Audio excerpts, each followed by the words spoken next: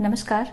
प्रस्तुत है विभाजन की त्रासदी को दर्शाती हुई कहानी सिक्का बदल गया, जिसको लिखा है कृष्णा सोपती जी ने। चलिए सुनते हैं आज की कहानी सिक्का बदल गया। खद्दर की चादर ओढ़े, हाथ में माला लिए साहनी जब दरिया के किनारे पहुंची तो पौ फट रही थी। आसमान के पर्दे पर लालिमा फैलती जा रही थी। साहनी ने कपड़े उतार कर एक ओर रखे और श्री राम करती पानी में हो ली। अंजलि भरकर सूर्य देवता को नमस्कार किया, अपनी उनीदी आंखों पर छींटे दिए और पानी से लिपट गई। चनाब का पानी आज भी पहले सा सर्द था। लहरें लहरों को चूम रही थी। सामने कश्मीर की पहाड़ियों से बर्फ पिघल रही थी। उछल उछल कर आते पानी के भंवरों से टकराकर कगार गिर रहे थे, लेकिन दूर दूर तक बिछी रेत आज न जाने क्यों खामोश लगती थी। साहनी ने कपड़े पहने, इधर उधर देखा, कहीं किसी की परछाई तक न थी, पर नीचे रेत में अगड़ित पाँव के निशान थे। वह कुछ सहम सी उठी। आज इस प्रभात की मीठी नीरवता में ना जाने क्यों कुछ भयानक सा लग रहा था। वो पिछले 50 वर्षों से यहाँ नहाती आ रही थी। कितना लंबा अरसा है, साहनी सोचती है। एक दिन इसी दरिया के किनारे वो दुल्हन बनकर उतरी थी, और आज साहजी नहीं, उसका वो पढ़ा लिखा लड़का भी नहीं। आज वह अकेली है, साहजी की लंबी चौड़ी हवेली में अकेली है। पर नहीं, ये क्या सोच रही है वो सवेरे सवेरे? अब भी दुनियादारी से मन नहीं फिरा उसका। साहनी ने लंबी सांस ली और श्री राम करती बाजरे के खेतों से होते हुए घर की राह ली। कहीं कहीं लिपे पुते आंगनों पर से धुआं उठ रहा था। टन टन बैलों की घंटियां बज रही थी। फिर भी कुछ कुछ बंधा बंधा सा लग रहा था। साहनी ने नज़र उठाई। यह मीलों फैले खेत अपने ही हैं। भरी भराई नई फसल को देखकर साहनी किसी अचानक के मोह में भीग गई। ये सब साहनी की बरकतें हैं। दूर दूर गांव तक फैली हुई जमीनों में कुएं, सब अपने हैं।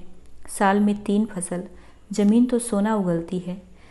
साहनी कुएं की ओर बढ़ी और आवाज़ दी, शेरे शेरे, हसैना। शेरा साहनी का स्वर पहचानता है। क्यों ना पहचानेगा? अपनी माँ जैना के मरने के बाद वो साहनी के पास ही पलकर बड़ा हुआ। उसने पास पड़ा गणासा सटाले के ढेर के नीचे सरका दिया। हाथ में हुक्का पकड़कर बोला, ए हसैना, सैना। साहनी की आवाज़ उसे कैसे हिला गई। अभी तो वह सोच रहा था कि साहनी को ऊंची हवेली की अंधेरी कोठरी में पड़ी सोने चांदी की संदूकचियाँ उठाकर, कि तभी आवाज़ आई, शेरे शेरे। शेरा गुस्से से भर गया। किस पर निकाले अपना क्रोध? साहनी पर चीख कर बोला, ए मर गई है, और अब तैनू मौत दे। कहती हुई हसैना आटे वाली कनाली एक ओर रख जल्दी जल्दी बाहर निकल आई। ए आई या, क्यों छाबेरे तड़पन आए? अब तक साहनी नज़दीक पहुंच चुकी थी। शेरे की तेजी सुन चुकी थी। प्यार से बोली, हसैना, ये वक्त लड़ने का है। वो पागल है तो तू ही जिगरा कर लिया कर। जिगरा? हसैना ने मान भरे स्वर में कहा, साहनी, लड़का आखिर लड़का ही है। कभी शेरे से भी पूछा है कि मुंह अंधेरे क्यों गालियां बरसाई इसने? साहनी ने लाड से हसैना की पीठ पर हाथ फेरा, हंसकर बोली, पगली, मुझे तो लड़के से बहू अधिक प्यारी है। शेरे को आवाज़ देकर बोली, शेरे। शेरे ने जवाब दिया, हाँ साहनी। मालूम होता है रात को कुल्लूवाल के लोग आए हैं यहाँ, साहनी ने गंभीर स्वर में कहा। शेरे ने जरा रुककर घबरा कर कहा, नहीं साहनी। शेरे के उत्तर को अनसुनी कर साहनी जरा चिंतित स्वर में बोली, जो कुछ भी हो रहा है अच्छा नहीं। शेरे, आज साहजी होते तो शायद कुछ बीच बचाव करते, पर। साहनी कहते कहते रुक गई। आज क्या हो रहा है? साहनी को लगा जैसे जी भर भर आ रहा है। साहजी को बिछड़े कई साल बीत गए, पर आज कुछ पिघल रहा है। शायद पिछली स्मृतियाँ। आंसुओं को रोकने के प्रयत्न में उसने हसैना की ओर देखा और हल्के से हंस पड़ी। और शेरा सोच ही रहा है, क्या कह रही है साहनी आज? आज साहजी क्या? कोई कुछ भी नहीं कर सकता। ये हो के रहेगा, क्यों ना हो। हमारे ही भाई बंधुओं से सूद ले लेकर साहजी सोने की बोरियां तोला करते थे। प्रतिहिंसा की आग शेरे की आंखों में उतर आई। गड़ासे की याद हो आई। साहनी की ओर देखा और सोचा, नहीं, शेरा इन पिछले दिनों में 30-40 कत्ल कर चुका है, पर वो ऐसा नीच नहीं। सामने बैठी साहनी, नहीं, साहनी के हाथ उसकी आंखों में तैर गए। वो सर्दियों की रातें कभी कभी शाह जी की डांट खा के वो हवेली में पड़ा रहता था और फिर लालटेन की रोशनी में वो देखता है साहनी के ममता भरे हाथ दूध का कटोरा थामे हुए। शेरे, शेरे उठ पी ले। शेरे ने साहनी की झुर्रियों पड़े मुंह की ओर देखा तो साहनी धीरे धीरे मुस्कुरा रही थी। शेरा विचलित हो गया। आखिर साहनी ने क्या बिगाड़ा है हमारा? शाह जी की बात शाह जी के साथ गई। वो साहनी को जरूर बचाएगा। लेकिन कल रात वाला मशविरा वह कैसे मान गया? फिरोज की बात? सब कुछ ठीक हो जाएगा, सामान बांट लिया जाएगा। साहनी, चलो तुम्हें घर तक छोड़ आऊं। साहनी उठ खड़ी हुई। किसी गहरी सोच में चलती हुई साहनी के पीछे पीछे मजबूत कदम उठाता शेरा चल रहा है। संकित सा इधर उधर देखता जा रहा है। अपने साथियों की बातें उसके कानों में गूंज रही हैं। पर क्या होगा साहनी को मारकर? साहनी से बोला, साहनी। साहनी ने जवाब दिया, हाँ शेरे। शेरा चाहता है कि सिर पर आने वाले खतरे की बात कुछ तो साहनी को बता दे, मगर वो कैसे कहे? फिर बोला, साहनी। साहनी ने सिर ऊंचा किया। आसमान धुएं से भर गया था। बोली, शेरे। शेरा जानता है ये आग है। जबलपुर में आज आग लगनी थी सो लग गई। साहनी कुछ न कह सकी। उसके नाते रिश्ते सब वही हैं। हवेली आ गई। साहनी ने शून्य मन से ड्योढ़ी में कदम रखा। शेरा कब लौट गया उसे कुछ पता नहीं। दुर्बल सी देह और अकेली बिना किसी सहारे के न जाने कब तक वहीं पड़ी रही थी। दोपहर आई और चली गई। हवेली खुली पड़ी है। आज साहनी नहीं उठ पा रही है। जैसे उसका अधिकार आज स्वयं ही उससे छूट रहा है। शाह जी के घर की मालकिन। लेकिन नहीं, आज मोह नहीं हट रहा है, मानो पत्थर हो गई हो। पड़े पड़े शाम हो गई पर उठने की बात फिर भी नहीं सोच पा रही। अचानक रसूली की आवाज़ सुनकर चौंक पड़ी। साहनी, साहनी, सुनो, ट्रकें आती हैं लेने। ट्रकें? साहनी इसके सिवाय और कुछ न कह सकी। हाथों ने एक दूसरे को थाम लिया। बात की बात में खबर गांव भर में फैल गई। बीवी ने अपने विकृत कंठ से कहा, साहनी, आज तक कभी ऐसा ना हुआ, न कभी सुना। गजब हो गया, अंधेर पड़ गया। साहनी मूर्तिवत वहीं खड़ी रही।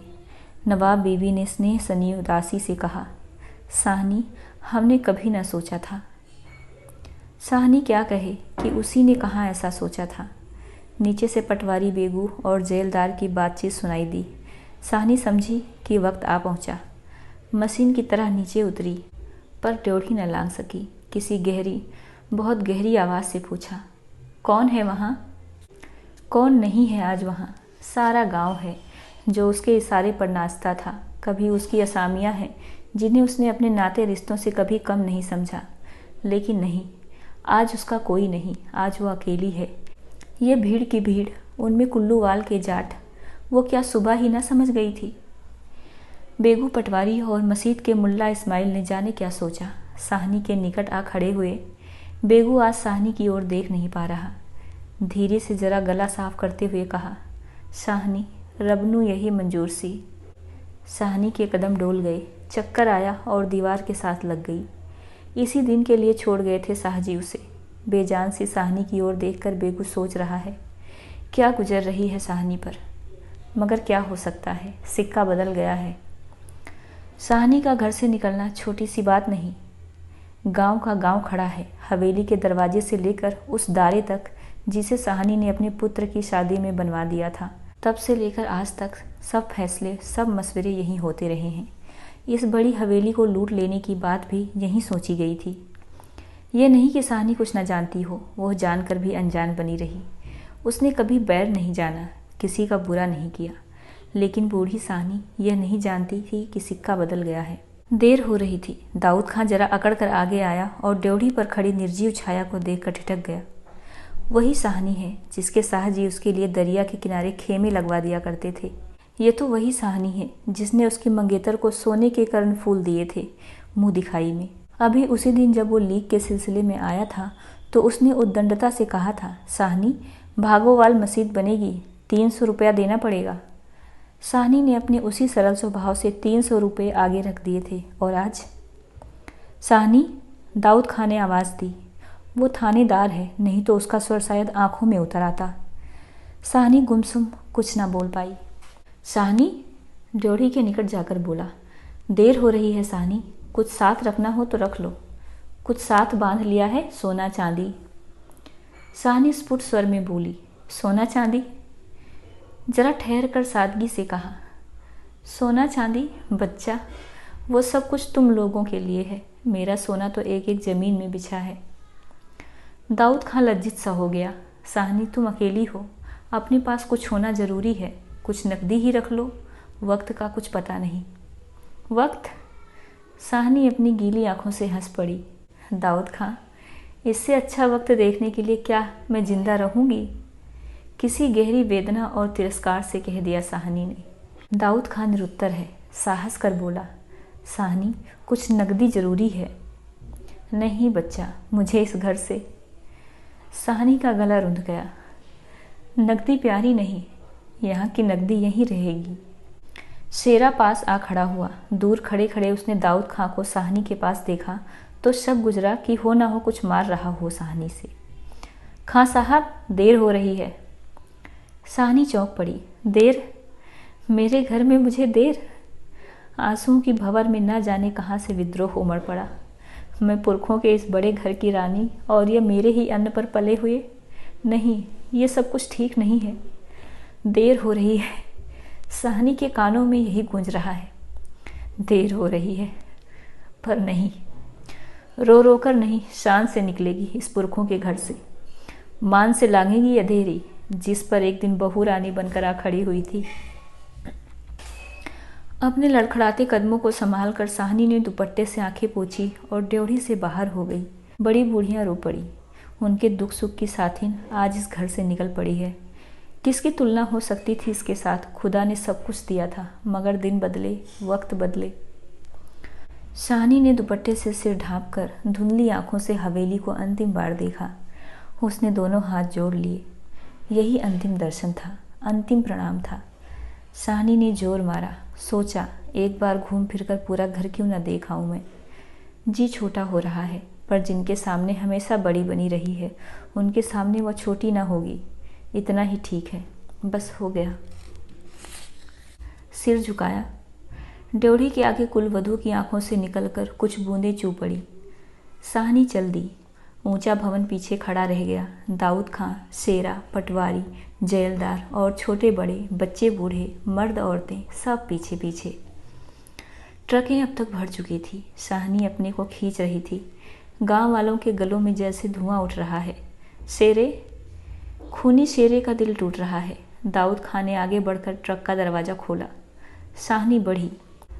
इस्माइल ने आगे बढ़कर भारी आवाज़ में कहा, साहनी कुछ कह जाओ, तुम्हारे मुँह से निकली असीस झूठ नहीं हो सकती।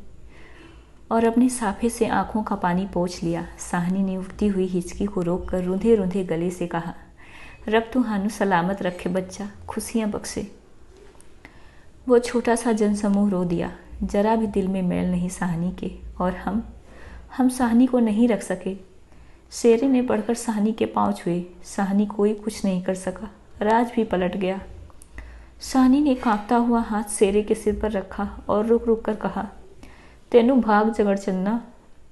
दाऊद खां ने हाथ का संकेत किया। कुछ बड़ी बूढ़ियां साहनी के गले लगी और ट्रक चल पड़ी। अन्न जल उठ गया। वो हवेली, नई बैठक, ऊंचा चौबारा, बड़ा पसार एक एक करके घूम रहे हैं। साहनी की आंखों में कुछ पता नहीं, ट्रक चल रहा है या वह स्वयं चल रही है। आंखें बरस रही है। दाऊद खां विचलित होकर देख रहा है इस बूढ़ी साहनी को। कहाँ जाएगी वो अब? साहनी मन में मैल न लाना, कुछ कर सकते तो उठा न रखते। वक्त ही ऐसा है। राज पलट गया है, सिक्का बदल गया है। रात को साहनी जब कैंप पहुंचकर जमीन पर पड़ी तो लेटे लेटे आहत मन से सोचा, राज पलट गया है, सिक्का क्या बदलेगा। वो तो मैं वहीं छोड़ आई। और साहनी की आंखें और भी गीली हो गई। आसपास के हरे भरे खेतों से घिरे गांव में रात खून बरसा रही थी। शायद रात भी पलटा खा रहा था और सिक्का बदल रहा था। ये थी कहानी सिक्का बदल गया, जिसको लिखा था कृष्णा सोबती जी ने। उम्मीद है आप लोगों को कहानी पसंद आई होगी। अच्छी लगी हो तो लाइक करिएगा और कमेंट करके बताइएगा कि प्रस्तुति आपको कैसी लगी।